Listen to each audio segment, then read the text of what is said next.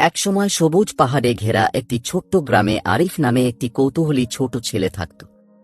তিনি তার বাড়ির কাছের জঙ্গলটি ঘোরাঘুরি করতে পছন্দ করতেন, যেখানে লম্বা গাছগুলি গোপন কথা ফিসফিস করে এবং পাখিরা আনন্দের গান গেয়েছিল।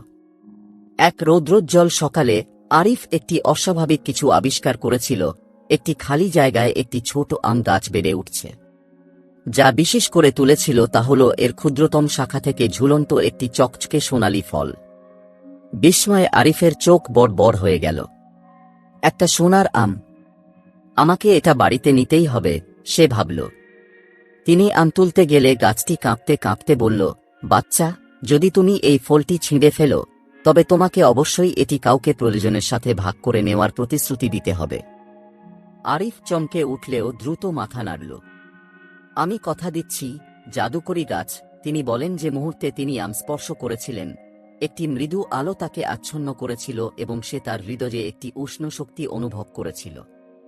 সে দৌড়ে গ্রামে ফিরে তার মাকে সোনার আম দেখাল। চল একসাথে খাই। কিন্তু তিনি সাড়া দেওয়ার আগেই তারা দরজায় টোকা শুনতে পান। তাদের প্রতিবেশী আন্টি সালমা ছিলেন। তিনি দুঃখিত এবং ক্লান্ত লাগছিল। আমি আজ কিছু খাইনি, সে মৃদুস্বরে বলল। আরিফের মনে পড়ল মায়াবী গাছের কথা।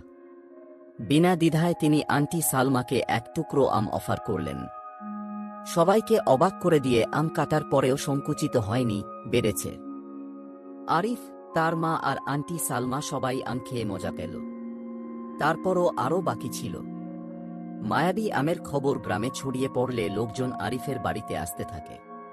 তিনি আনন্দের সাথে ফলটি যারা এসেছেন তাদের সাথে ভাগ করে নিলেন। প্রতিবার যখন কেউ একটি টুকরো খেয়েছিল, আমটি বড় হয়ে ওঠে এবং তাদের হাসি উজ্জ্বল হয়। শীঘ্রই গোটা গ্রাম চারপাশে জড়ো হয়েছিল, সোনালি আম খাওয়ার সময় হাসছিল এবং গল্পগুলি ভাগ করে নেয়। পরদিন সকালে আরিফ আবার জাদুর গাছ দেখার সিদ্ধান্ত নেয়। তার আশ্চর্য, এটি লম্বা হয়ে গেছে এবং আরও সোনালি ফল এর ডালপালা থেকে ঝুলছে। বৃক্ষের কণ্ঠস্বর মৃদু প্রতিধ্বনিত হল, আপনার দয়া আমাকে আরও শক্তিশালী করেছে। শেয়ার করতে থাকুন, আমি দিতে থাকব। সেদিন থেকে গ্রামের জাদুকরি আম গাছটি হয়ে ওঠে উদারতা ও সুখের প্রতীক। আর ছোট আরিফ, তিনি দেশের সবচেয়ে দয়ালু ছেলে হিসাবে পরিচিত হয়ে ওঠেন, যেখানেই যান আনন্দ ছড়িয়ে দেন।